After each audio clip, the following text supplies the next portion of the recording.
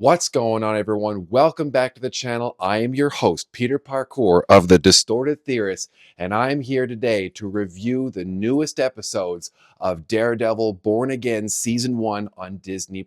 Now, before we get into anything else, as always, there's a little bit of housekeeping. If you are new to the channel, make sure to hit that subscribe button down below if you're enjoying the content, and especially if you want to tell your friends to subscribe as well. If you are returning to the channel, as always, make sure to hit that like, share, and comment down below to tell us, the Distorted Theorists, what you think of Daredevil Season 1, Daredevil Born Again Season 1. Now, without any further ado, let's get into the review for the newest episodes of Daredevil.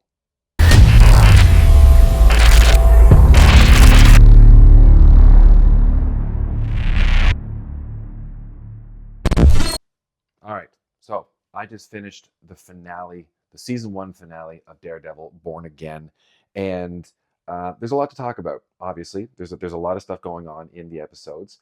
Um, so obviously, I'm wearing a different shirt. You can't tell. I'm still part of the Distorted Theorists, but I feel I had to wear my my best Wilson Fisk white for this. Um, I'm just gonna give a little bit of a review beforehand. Um, the episode does a slow cook. The way that this season worked, it kind of let me down. I did enjoy it, um, but the reason why it let me down was because I didn't see what was happening. You'll notice through the previous reviews that I kept saying, "Oh, it's building up to something. It's building up to something. It's building up to something." It's building up to season 2. And for whatever reason, I couldn't see the forest for the trees, or the trees for the forest, however the saying goes, because I was too anxious to see Matt Murdock become Daredevil. Now, this still does happen in the show. It does. But before I get too deep down the rabbit hole of my thoughts, let's go through a quick breakdown of everything that happened in the episode. Um, the episode opens up. We do see the bullseye blue, him reminiscing about the hit that Vanessa put him on for Foggy, which is discussed as to why she ordered the hit later on in the episode. And it was kind of cool to see at some point during that little memory is when he's clearly drugged out of his trees, and Vanessa actually pushes the pills away. It's like, it's horrible to see you like this in this kind of situation. So you got to wonder if those pills that he was on, were they suppressing his powers? Is he superhuman? Still can't quite get an answer on that. I mean, I could always just, it's the rule of cool, accept it. He's just really good at what he does. But there's part of me like, well, was he an experiment, or is he just super talented like Hawkeye? Um, then we come back, obviously, surprise, Matt Murdock is alive. We knew that was going to happen. He took the bullet for Fisk, Knight, to spin a story on his own way, but then through a conversation with Fisk in his office, it's like, hey, Matt survived. Maybe we could use this and spin this to our advantage. Um, the man died. What did I write down? A dead hero is better than a live vigilante. In essence, it cleans up the mess that was left behind. Um, in amongst this conversation, we also discover, or prior to this conversation, we discover that there's the plan that Fisk had been working on, the port district, or the red port, or whatever they were going to call it. Vanessa was able to move millions through it, but now with his new plan, they're going to be able to move billions. So, and we discover again why later in the episode. Um, but we got to stay in the city, but then opportunities present themselves, which is again killing Matt. So then we kind of get the I think it's because I'm on a huge Terminator kick right now, but the whole slow motion scene of Husk walking through with the bear and the flowers and all that stuff is very reminiscent of the mall walk of Arnie walking through with his shotgun and his flowers. Get down, that whole thing. And it doesn't amount to anything. He leaves, tra-la-la. And that was kind of like, oh, I figured there would be a little bit of an exchange. I thought that would have been a nice little touch. But again, I can't, they can't make everything about this John Wick. They can't turn this into an entire just beat 'em up um, and violence fest. Although this was very present throughout the first season. Um, he gets back to his apartment, and immediately you see the shadows move once he's lying down. Once he's lying down on his couch, and the Punisher, Frank Castle, is there to help him out, and he's pulling in a favor. I got the call. This is what I'm doing, and then he pretty much goes Red Ross, full on, just the whole time. Daredevil's doing his thing, uh, violently taking down people, but still, keeping them alive. But then Frank is just blades, bullets, and brawn, just absolutely beating the bejesus out of the task force. And again, we do get to see the Punisher logo. Excuse me.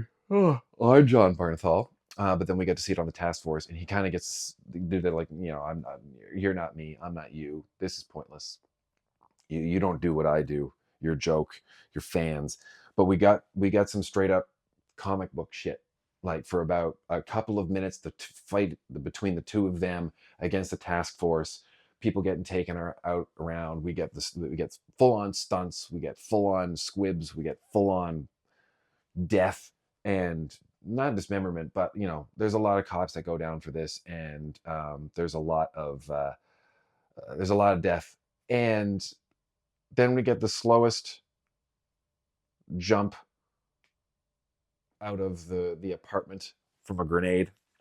Frank the whole time, and then but the framing of the shot where Karen it returns to help Matt is great. During this power outage, everything's out. The steam or the whatever you want to call it is coming up from the sewers, and it just makes that, it's comic book. That's something that you would expect to see right out of, like, I'm just like a Jim Lee, a Frank Miller, all these kind of shots. These big, wide, and then very narrow, and you just see the lights like turn out, and then someone step behind. It's very, very comic book, and I loved it. So then they return back to the Bat Cave, as it were. Nothing. I'm getting ahead of myself. Frank sews himself up. Nothing a good cup of coffee can't fix, which is just such a cliched line. You want a cup? But then it's like, that's it. I got you out of there. You go and do your thing. So then the city starts to fall apart from within. We're seeing looting. We're seeing people being killed by the task force as vigilantes. We get to see how the Safe Streets initiative comes to light. We do see Frank kind of just, well, all right, well, that's it. I've heard enough. And he goes back out and he starts to take out part of the task force, but ultimately ends up getting captured. And then there's a bit of a discussion of like, man, you should really join us. Like we really stand up to, like, we idolize you. And he says, you're idolizing me for the wrong reasons. And then everyone proceeds just to beat the absolute piss out of him.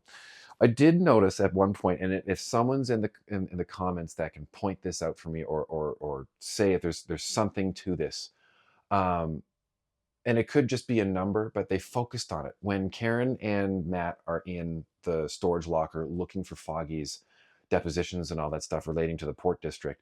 They're in storage locker 266.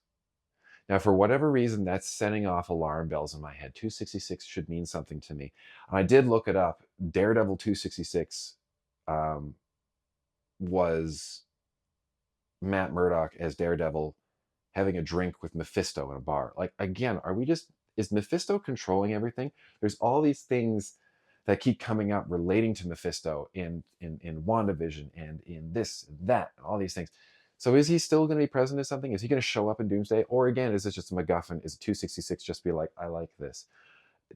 Please tell me what the significance of 266 in a Daredevil show means, because it didn't seem like it was going to be the devil meets the devil. I don't know.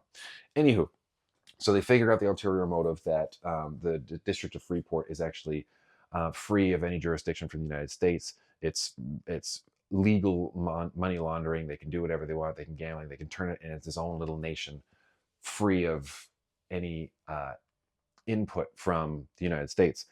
So obviously, how are we going to do this? How are we going to take Fisk down? And then there's a conversation between Karen and Daredevil, which thank God this doesn't happen very often. At least in the Marvel series, we're always seeing these big fights, and everyone goes off and does this stuff.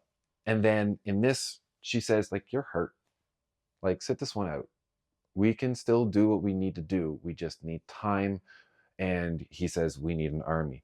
And then we get to see that army at the very end of the episode. We saw his man in the chair. We saw the police captain from the bank heist. There were a couple of other people there that were showing up. I'm not sure exactly who they were. In Josie's, we saw Josie. We saw little White Tiger. Karen's obviously going to be a part of this. We saw Heather. We don't know if Heather's actually going to be working with Fisk, like as a Fisk bad person, or if she's going to be working for Matt on the inside. There's a lot to unpack at the very end of this, and it's but the conversation between Karen and Matt is sweet almost. It's weird to see that in a comic book because again, she's grounding him. And do you remember what I asked you about what you saw? What was it all dark? And he said, no, it was like 1,000 suns. So even in the darkness, we still get to see the light. And then she kind of turns it around, and because they were talking about wrath and mercy, and the problem was that I was considering letting the darkness creep in, and that's all that happened, and I just let it kind of build and build and build because I was in the darkness, so I let it kind of consume me. But she says, but behind your eyes, there's wrath, but there's mercy, there's good and there's bad, there's light and there's dark, there's all of this stuff is behind. So you still have the power, you still have the control, you have the ability to bring this stuff out, which is why he was able to put together the small parts of this army so he can start to dismantle Fisk from the bottom up, from the inside out, crumble the criminal empire. So it's going to be interesting to see where the second season goes. And there's a little mid-credit scene which shows the stupidest task force member I think I've ever met. Why would you go to shake hands with any criminal that is currently locked up and has their hands locked up? Especially, why would you even approach Frank Castle, the Punisher? Dude gets his arm ripped off, and clearly this is how the Punisher is going to escape the Kingpin's little operation, and this is where we're either going to see him in season 2 or we're going to see his limited series as well. So yeah, it wasn't a bad episode, it wasn't a bad season. There was a lot of decisions that were clearly being made behind the scenes. When Daredevil Born Again was announced, this was I think right before, I say right before, maybe 6 months before the whole restructuring of what Marvel, like the MCU, was going through. The MCU was going through a bunch of, not flops, but just things that weren't big hits, weren't critical hits. Yes, they were making money, but like Quantumania wasn't a bad movie, but unfortunately it set up the villain that they had spent Loki season 2, this one, and Loki season 1 building up. We were going to get Kang. And then the whole drama, the courtroom drama with Jonathan Majors happened. Then there was the Marvels. Miss Marvel apparently didn't sit well with a lot of people. I loved it. I thought it was very boots on the ground, street level, cute. It was what we needed, I thought, at that time. But during this whole restructuring, I think that part of Daredevil got the axe. And She-Hulk came out. Again, I like She-Hulk because it was very reminiscent of the comics. And people were like, well, that's Daredevil. Why is he getting a cameo in this? And why is he a boy toy in this? And he's reduced him to this and that. Like, yeah, but again, that's kind of what happens in comics is you've got your Spider-Man, you've got your Daredevil, you've got your Hulk, you've got it, whatever. And they're all their own separate entities that are connected. But then for for like a one shot, you'll see someone come over and be like, oh, I'm going to team up with Daredevil, and then they'll do something in this that's not Daredevil, but it's something that the writers of Spider-Man thought they would. They're still in collaboration with, but there's like it's a one-off, we can let it slide, and that's what happened with She-Hulk. So where we came from with the beginning of what we thought Born Again was going to be, everyone was just excited to see, oh my God, we're getting everyone back. We're getting Charlie Cox, we're getting John Bernthal, we're getting Deborah Ann Wall, we're getting Vincent D'Onofrio, we're getting all the people back from the original series. And this is going to be fun. This is what we want. It's got Marvel money behind it. But it was clear that there were changes. We've heard that there were different scenes that were coming out. I don't think that the Punisher was originally supposed to be in Born Again, but they put him in. You can see him kind of like chiseled into certain parts. And I think the script was a bit was dynamic throughout filming. I'm not saying that it was changing as they were filming it, but I think they were probably getting changes and rewrites right up until they started filming. And I do feel that this season was a bit rushed. It was a bit disjointed, but it was still enjoyable because the reason that I'm giving it a pass, I'm not saying it's excusable for this, but because we already knew there was a second season, it kind of was like this might not get resolved now. It's kind of like spoilers. Endgame. Black Widow dies. Gasp. It was off. No one saw that coming. And if you did, good on you, because I didn't. I didn't think that there was going to, like, once they started talking about the movie, I'm like, someone's going to have to die, but who's it going to be? I was kind of pushing for Hawkeye, but it went for Black Widow. And then they're like, we're making a Black Widow movie. I'm like, huh? And it's a prequel. Well, then there's no stakes. The only stakes that were there is like, God, I hope her sister lives.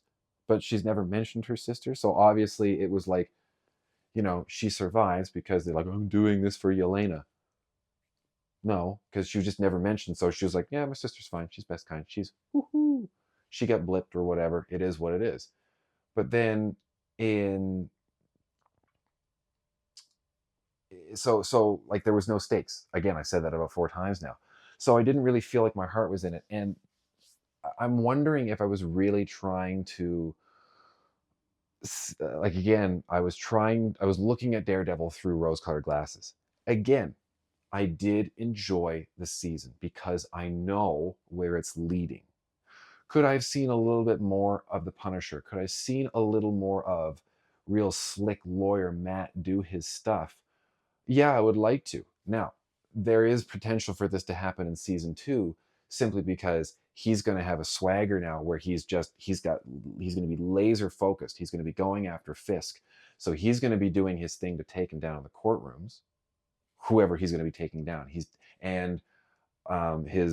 partner is going to be taking people down in the courtroom as well. So there's going to be this whole network,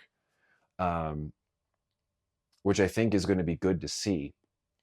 And because of that, we weren't going to be able to see all of that this season.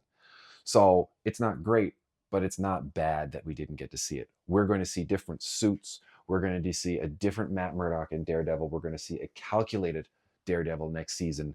We're going to see Matthew Lillard in some role. Again, people are hoping that he's going to be Stiltman, which is one of the Punisher's enemies. So again, we get to see that. I'm hoping to see more heroes. Wouldn't it be cool if we got to see Jessica Jones, Luke Cage, Iron Fist? I don't want to see Iron Fist. Listen, if they can do Iron Fist right, I think I can't remember his name, but the guy that played Iron Fist, I'm pretty sure that I saw something about a week and a half ago saying like, I'd like to try this again. If you guys would have me back, I'd like to do better. So maybe we'll get to see some more street level heroes getting ready to take down Kingpin. But overall, I know I've been giving some higher ratings because it's building to something that I couldn't. Like I said, I mentioned the rose-colored glasses, but um, yeah, it's not sitting well with me. Again, it's one of these conflicted things. Like I did enjoy it. I was cracking jokes while I was watching it with Ashley. I was enjoying myself, and now I'm just kind of getting like hmm. But I think it's because now that it's over, and then those glasses come off, I'm like, okay, well, I know what's going to happen in season two. I'm gonna have to wait until I'm gonna have to wait a year for that. Rats. When it was The Mandalorian, each season wasn't guaranteed until we were a little bit into it. Um, and we still don't know the future of The Mandalorian. So that's kind of like, where did we end with this? But with season one of Daredevil, we kind of know where we stand because we know where we're going. So again, I'm hoping that we get to see Spider-Man. Come on, Sony, just give him up. Give him up. Um, and I want to see a much more grounded and calculated Karen. Like the band is back together. Let's make this work. Let's release the greatest hits. Come on, there's a way to do this. So I'm hoping that the reception and the build up for season two will be a lot bigger for season one, because I don't think it really resonated well with too many fans. Again, we enjoyed it, but I think we thought there was going to be more. Is that on us? Probably. Am I going to blame the showrunners? I don't think I should. I don't think I can. I don't think I have the ground to stand on to do that. But again, I know this is a very but I'm not. I'm trying not to like leap through the wall and bounce off the ceiling. I've mentioned it easily 20 times now. I did enjoy this season. It wasn't a waste of time. I wasn't sitting watching this being like, God, I certainly hope this pays off. I know we're building to something, but no, I did like this. It was a good watch. Ashley enjoyed it. Justin enjoyed it as well. But I've got high hopes for season two. So I'm really hoping that season two doesn't disappoint. How long are we going to have to wait? Yeah, I'm assuming a year. But seeing as they're in the middle of filming now, who knows? Maybe they could have this out by the end. Well, end of summer is a bit ambitious, but maybe like fall. I'm thinking it's going to be a year before you see this. I'm thinking it's going to be another February release or March or something along those lines. But that's pretty much where I'm going to end it. If I'm going to give this season a rating for the whole thing, I would give it an 8, a solid 8. It's good. It kept my attention. I wasn't on my phone when I was watching this. I was pulling for the majority of the characters. The characters that you're not supposed to like, I didn't like. The characters you're supposed to like, I mostly liked. I almost felt bad for Bullseye at one point. Um, and I was kind of enjoying seeing Wilson Fisk get into the I'm trying to be a good guy. I was like, it's just not flying. I'm gonna turn back to my old roots, which it kind of was it was a parallel to Matt's pro bono case. Like I'm just trying to do what I can, but I just keep falling back to my old ways because I'm trying to survive. In Kingpins, he just knows crime, and this is what he wants because he's the kingpin. He wants to be in control. So again, that's where my rating is going to stand. I'm going to put it as a solid 8 out of 10 with high hopes for season two. Mine 8, I'm going to put an asterisk behind it because it could change depending on how season two goes. So maybe we'll revisit this. Um, so yeah, that's going to be it for me. As always, if you are new to the channel, please make sure that you're hitting that subscribe button because we're still on the way to 11,000, but 12, 15, 25, 50,000 subscribers. We want to keep that number climbing. So thank you if you do hit that subscribe button. If you're returning to the channel, thank you so much for watching me drone on and on about Daredevil. Soon, you're going to see me drone on and on and on about Andor because that's going to be releasing next week as well. So I'm going to be getting some mini movies in for sure. And I'm really looking forward to Andor. Those trailers were dope. The first season was great. I'm really going to have to whip through that first season again, aren't I? So much content to get through. And as I know, I kind of went on a tangent there. So if you are returning as well, comment down below. Let me know what Daredevil 266 or what the number 266 is indicative of in Daredevil. Maybe it doesn't mean anything. It could be a red herring, a MacGuffin. It could be absolutely nothing. But let me know. Let me know what you thought of season one of Daredevil Born Again. So with that, I'm Peter Parkour of the Distorted Theorists, signing off. So like we always say around here, keep it real.